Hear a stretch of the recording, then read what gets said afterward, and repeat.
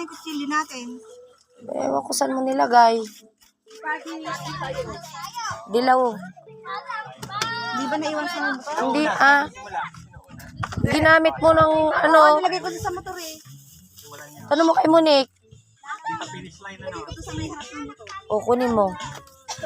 Kutsilyo. Nalagay mo na lahat. Asan? Ayan daw. Ayun, eto. Nalang. Langaw.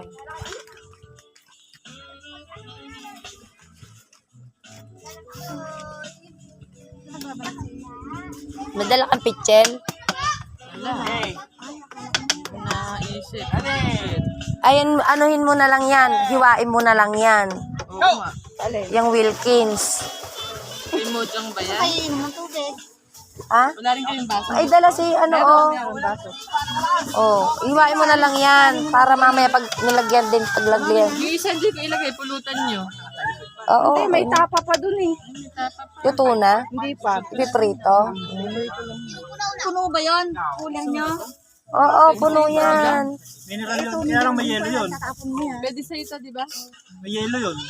Mamaya isalin nga yan na lang pag ano.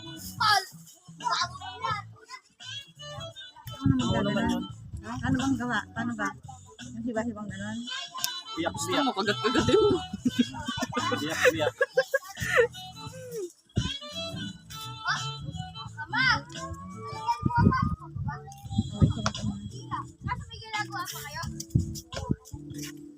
O, dapat di mo nilagay lahat na yan.